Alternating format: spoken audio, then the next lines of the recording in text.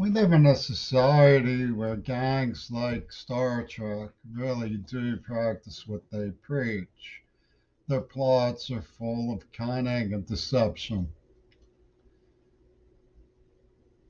But growing up here, I'm 61 years old. I was born in 1960. There have always been things that I believed in and felt should be preserved.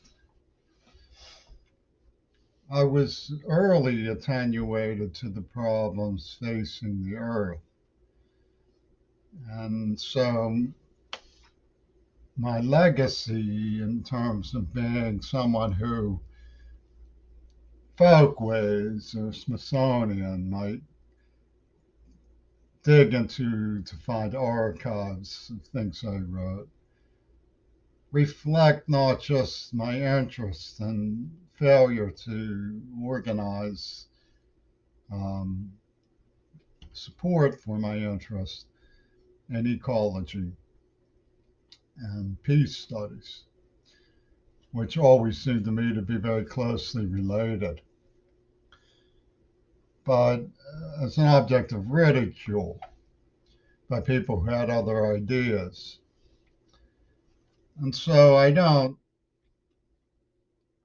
live under the toxic umbrella of the belief that I have to always speak well of the United States. And I don't like slavery. I don't like the Vietnam War. I don't like Hollywood. But if you permit me to reflect on some of the things that did touch me as a person, I would mention that I was a slow bloomer. I was kept in this frame of mind that I was not welcome, really, wasn't really wanted, that I had nothing to offer. People would say that quite openly to me when I was a youngster. And so I was very reserved, and I didn't have any power to be assertive. But at the same time, I've always had a somewhat intense curiosity about things. So when I went into the Lord of the Rings, for example, I read it cover to cover very deeply. I read books about World War II. The Battle of Britain was probably the first book I read cover to cover. I was 9 years old or 8 years old or something like that. And I'd gone to see the movie with my father. Worth Fighting For, I had tried to read about the Civil War, but it traumatized me. The thought of people all around me going at it with each other, it didn't make sense. I couldn't make sense of a life lived on the precipice of death all the time, the way the Civil War was depicted. I was too young. I read John E. Tremaine, Ferdinand the Bull, maybe before the Battle of Britain, but the Battle of Britain was the first adult book I read cover to cover. And although I retained very little of it, it shows you that I was able to read and that my interest in matters of history were smart. And I pursued that, books you'd be surprised I would pick up and read cover to cover when I go long times without reading. Like Michael Burley's reinvestigation of the Third Reich is an enormous book, but I didn't put it down, I just read it cover to cover. Sometimes that happens, and I've read quite a bit and know a little bit about what heroism was. Now, I realize that the balances of diplomacies of the world have changed. And in fact, many of the things that I took for heroic were at a time when we were allies of Russia. which has changed. And it changed dramatically for reasons that have to do with the change of statesmen towards the end of World War II. It's tragic what happened in the United States. I don't want to avoid the things that are tragic about the United States, like slavery, Allen Dulles of the CIA, the way they um, created a twilight zone that's still playing with the murder of Kennedy. And the naivete of people who think that the glamour of um, war is like the Steelers or something, vaguely associated with that personality cult of Reagan and so on. I don't buy into any of that. It comes from Hollywood. It comes from people who um, can't see before he says it that Mitch McConnell believes that black Americans are somehow different than white Americans. You know, it's sad. I mean, it makes you laugh, but deeply it's sad. If you look at these issues, they're part of the circuitry and the Democratic scoreboard that has been deployed by the new alliances, connecting the dots of the world to try to create opportunity out of the raised awareness and drama of climate change. And I've investigated that and I talk about it to distraction. But some of the things um, disenfranchised me were encounters with people like Fred Rogers, who was one of the people who, long before I remember, as a baby in arms, he acted like I was Rosemary's Baby when he met me. I couldn't understand that. And the first man I met was a black man named Nathan who charmed the devil out of me. I couldn't wait to see him again, but when I saw him the next time, he eyed me with suspicion. I don't think I saw him again until many years later when he got angry that I saw him again. And there are things that I'm still engrossed with in culture that have to do with those kinds of slam dunk rejections. You know, I admire Clint Eastwood. He sent me his autograph, but apparently he's the antagonist. I mean, I don't mean for him to be, but apparently he is. And I have to live with that. You know, I've been put through an illegal draft situation. You know, I'm terribly, terribly beaten up and injured. But I always had a deep curiosity about the things going on in our culture that was friendly to our culture. I mean, I liked learning things, sure. I have difficulty retaining things. And of course, I was dislocated from school, so the things I would angle towards were often things that seemed a little unusual. Group psychology had enculturated me to listen to British music, and I had a painting reproduction of Rembrandt's The Night Watch on my wall because the Baroque lyrics of one of the songs was about the night watch, and so I had the night watch on my wall. And I used to hear from the people who made the song and stuff. And of course, I was written to by Martha Jawhorn, who lived in the White House with Eleanor Roosevelt, who my grandfather took a picture of once. And I don't know what's become of it. Something that was lost long ago in my 7 boxes of hope. But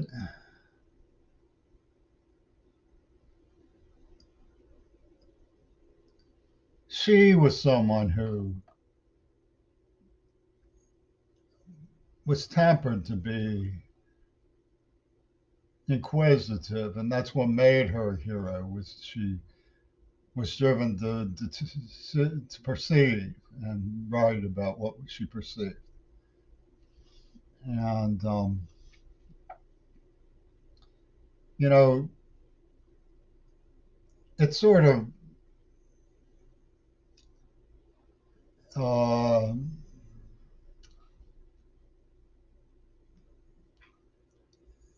a gift industry in the world. You know, the things just happen that seem to be so perfect. Like I was a Nietzsche fan in Seattle. I go into the Kinokuniya bookstore, which is Japanese primarily. And every 10 years or so, I would ask somewhat fatalistically, because it's always been futile, whether anybody had ever written a book about Richard Crane. And the woman at the Japanese bookstore said, well, there's a monograph that just came out about Richard. I mean, not Richard Crane, General Foucher by Richard Crane. I was like, you're kidding me, you know? And I was glad to play 40 or 90, whatever they wanted for it. You know, perfectly happy. I'm not complaining at all. You know, it was wonderful to be able to read about General Foucher. And the only reason Richard Crane had written about it was the same thing that had alerted me to it, was a passing mention to Man of Conscience in The Gathering Storm by Winston Churchill. And then there was never anything about him, you know. So I learned, surprisingly, because I didn't read her fiction, that Martha Gellhorn's Stricken Field was about him. He was a friend of hers. Things like that shouldn't surprise, but they do. The reason they shouldn't surprise, but they do, is that when something seems to speak for conscience, reason, and the heroism of the desire to make things right and fortify what is right, you get the feeling that you're surrounded by this vast tundra of gallant, intelligent, wonderful, mature adult people. But then you discover there's just one or two who inspired the others, and then they're surrounded themselves with fakers, people trying to inspire, jealous gods who don't like them, try to underwrite their work, I mean, undermine their work. But I'm not trying to play big, as they say. See, I was kept marginalized and got used to the idea that I was going to amount to nothing. But I'd write some now and then, and I would get accused of trying to upstage the mighty and stuff. It's also silly, People would just take cognizance of one another instead of trying to undermine each other. We'd do so much better. But I never hated Mr. Rogers. I mean, I always admired. He was off camera a little bit edgy as a person. It wasn't really so much me, I learned as time went by. But, you know, because of the rivalries, if Clint Eastwood paid attention to me, Martha Gellhorn paid attention to me, and everybody else wanted to know where my take on them was. But you have to understand, I was sort of almost like an astigmatism, I guess is what it's called, where you can only focus in one or two places. I would detect a sound that made sense to me, like Martha Gellhorn's writing made sense to me. So I would engross myself with her, and I couldn't even remember the names of the people around me. I'm so battered, you know. And so people thought, oh, well, I don't take them seriously, but of course I always did. I mean, I can cite an example. I fell in love with the girl who, to this day, was probably the most romantic person I've ever seen, on a bus. And I knew she sort of rejected me because she was Vietnamese.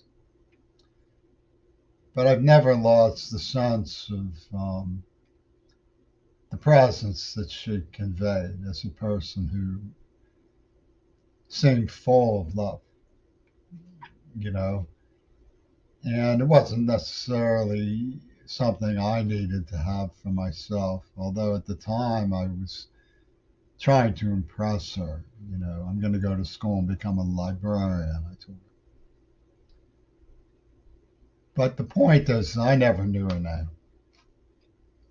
You know, so to say that any of these people are someone who I would reject because I don't know their name or something like that is it's it's indecent because I'm disabled, I'm deaf, I don't get names, I have brain damage. But they made it into a storyline about what they did to me to cover for what they did to me. He doesn't take, you know, the network of the underclass proved what they were capable of when they kidnapped and tortured me.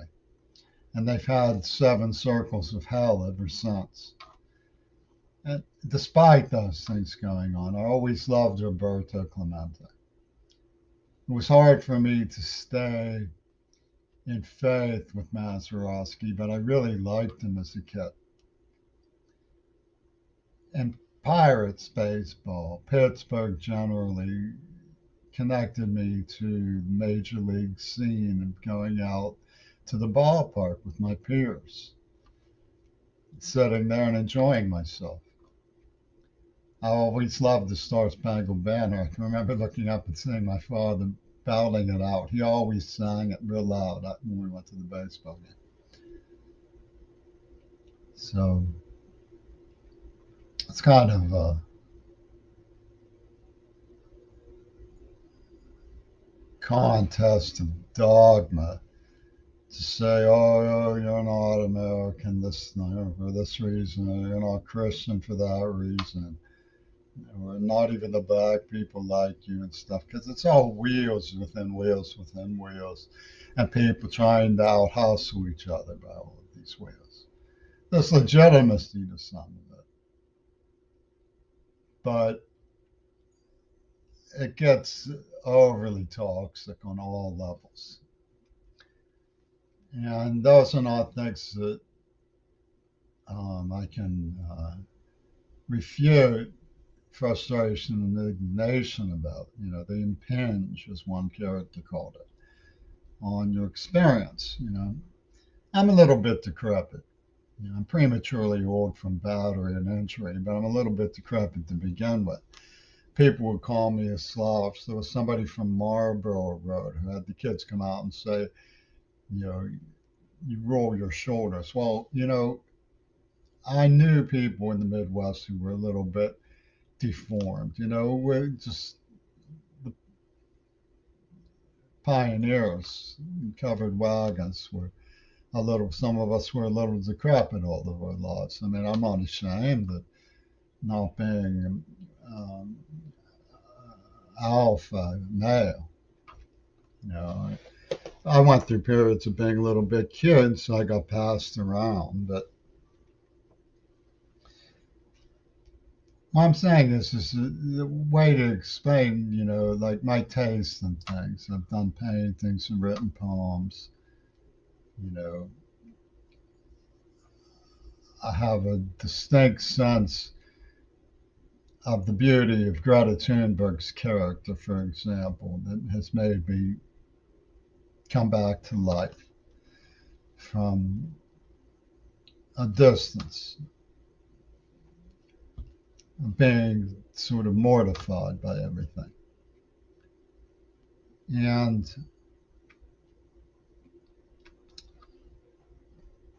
even though I've been rejected over and over again by people who I've reached out to or liked or wondered about, part of that rejection comes from a false construct about the way I'm presenting myself. You know, when I lived in Seattle, I said I wanted to go to school. They said, no, you're a troublemaker, you won't succeed.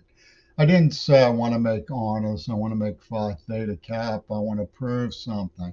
All of those things happen, but that's not what I was saying. I just want to be part of the world. I want to be an accepted part of the world.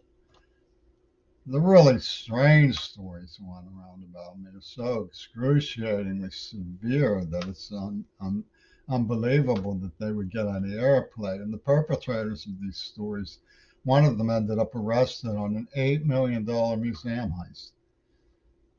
Yet he was sort of singing the storyline that almost everybody ended up joining in the chorus about.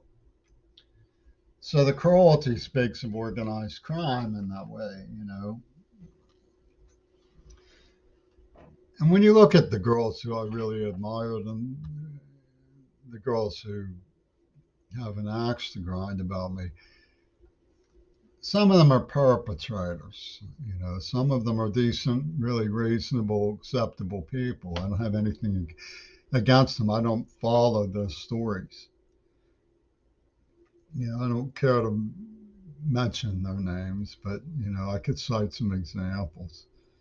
People who I was mixed up with or dated or something like that who went on to perpetrate things towards me or went on to live very healthy adult private lives, you know. But the story that was built about me doesn't make any sense. It doesn't have anything to do with me. It's never been a dodged bullet because of how insistent the perpetrators of that stuff are and how powerful they are. You know, Paul McCartney is obviously stark raving mad, and he came after me with a pussy ball wig game. I mean, my YouTube translation won't even say that on CC closed captions. What's the gimmick that somebody can just be pigeonholed, as Matt Marcus put it?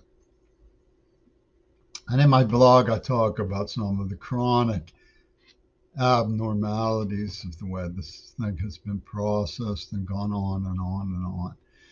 And I think one of the reasons why people love it to keep doing it is just that they had me um, degraded and marginalized because they knew I was an administrative professor's son. So it would be interesting to create this sort of like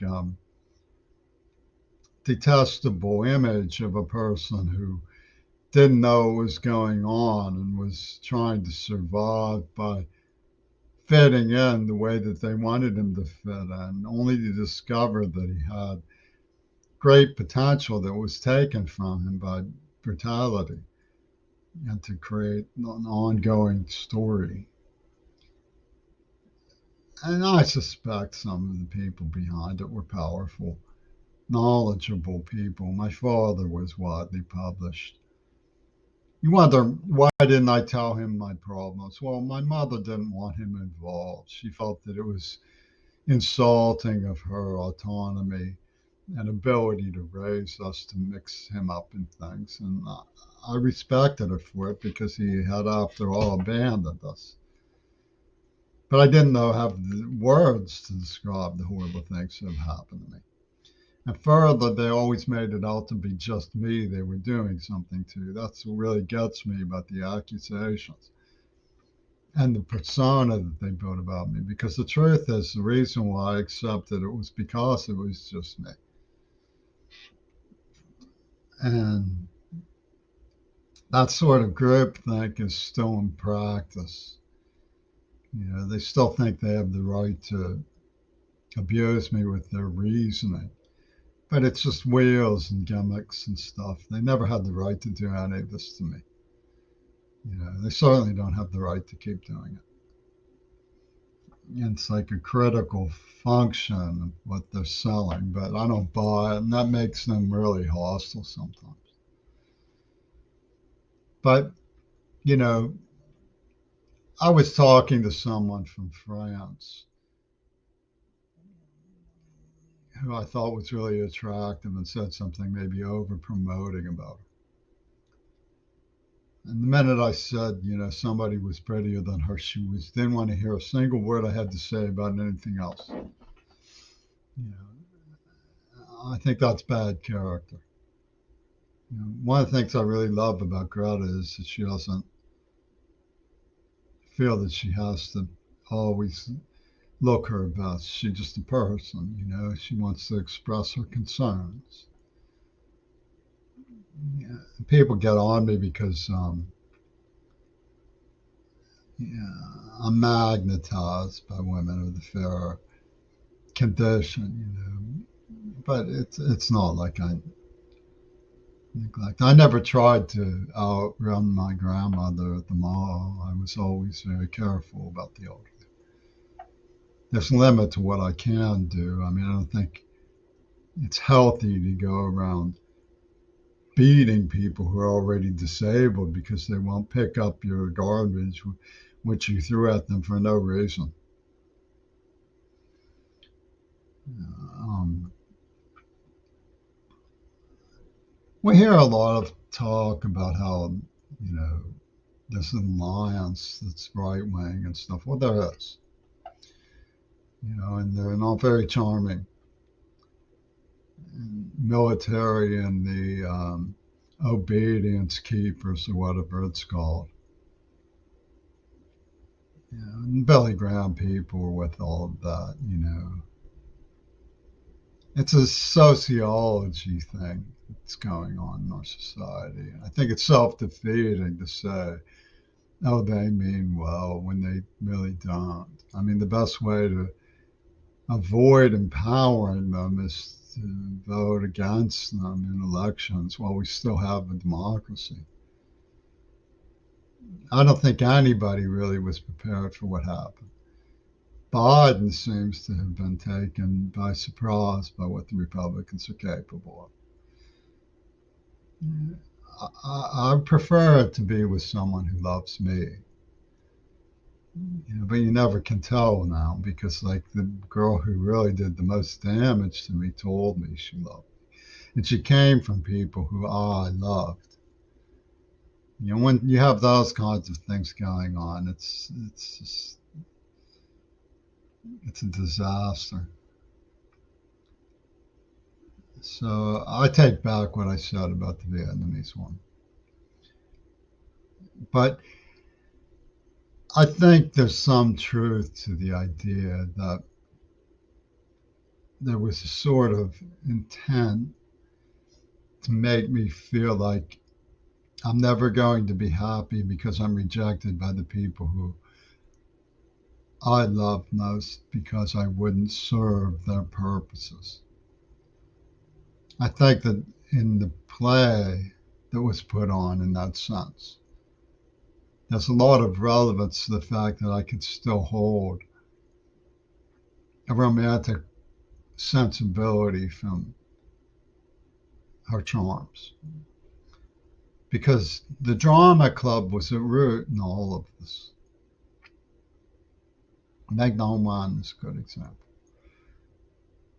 Really troubling individual. And the kind of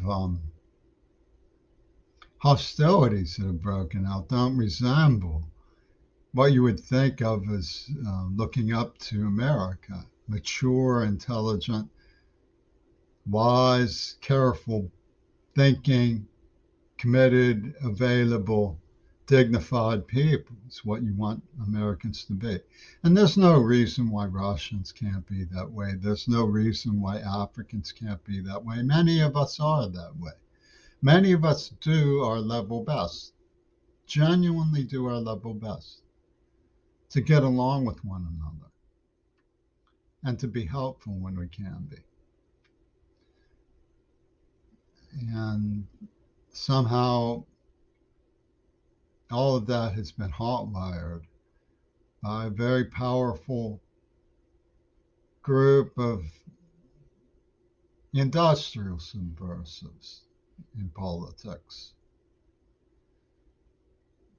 And they'll be accusing me of demonizing them. I mean, Exxon is an equal opportunity employer.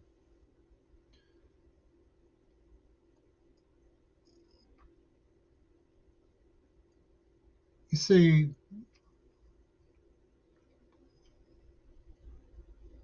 I don't think it is a good idea to demonize anybody. as I have been demonized. But the group we're talking about throws the accusation at the people they did it to. Sabotage was all over what happened to me. So people have to learn to live with reflexive phobias that have developed. Yeah, that's what I felt when there was an exchange with North Korea and our government was that both sides have to get over the reflective phobia, but it's hard to see how we can not expect reflexive phobia under the circumstances. We just have to find a way to get over it together. So a certain amount of sophistication is called for. I think Biden is a very heroic man to show his sadness, for example, about the situation that we're in, and not make light of it.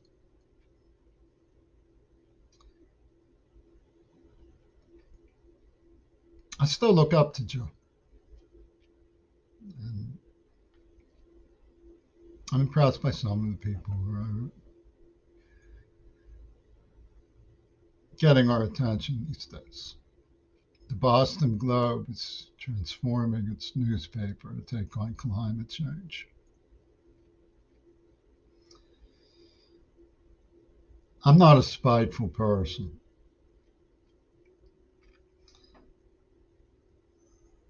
I'm not a bounty hunter.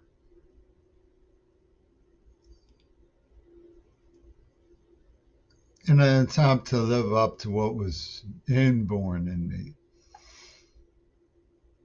as a professor's son and the grandson of a newspaper editorialist, I've done my level best to make it possible for me to communicate so that you can size up the situation if you choose to from a life like mine.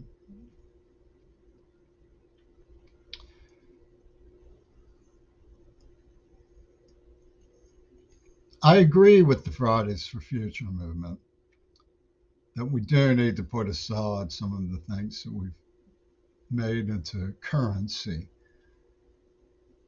in our politics in order to prioritize rescuing the children, the women, the families, the cultural estates that are at risk. We need to reflower our ecology. We need to editorialize the lack of prioritizing the survival of species, the lack of foundational education issues pertaining to the environment in our schools. Curriculum development was always my father's special flair. He labored to create a historic argument of why it was necessary to combat forces undermining the United Negro College Fund and their objectives.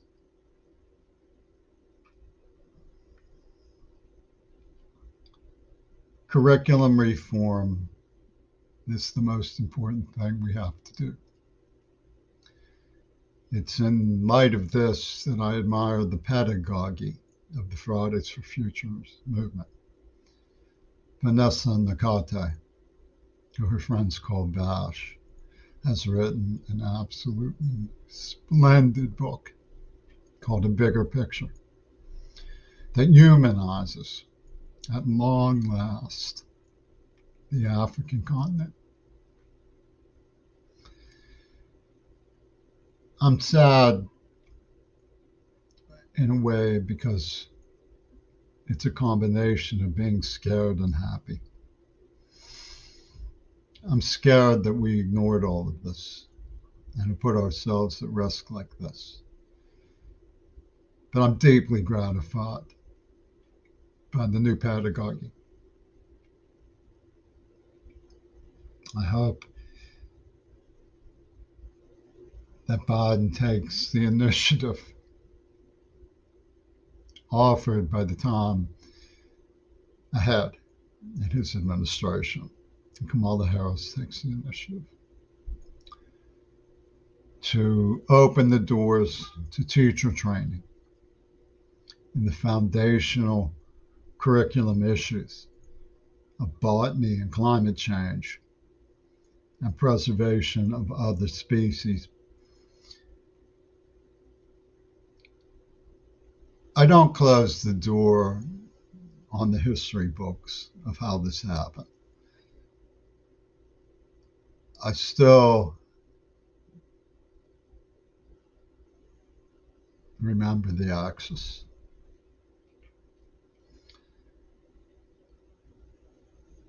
But I also know that heroism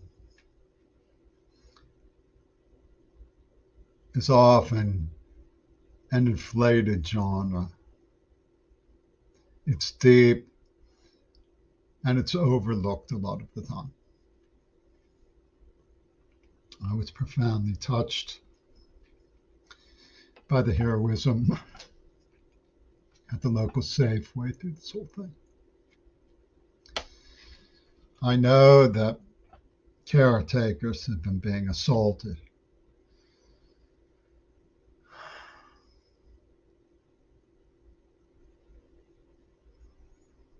We need to remember that heroes sometimes are deathly afraid.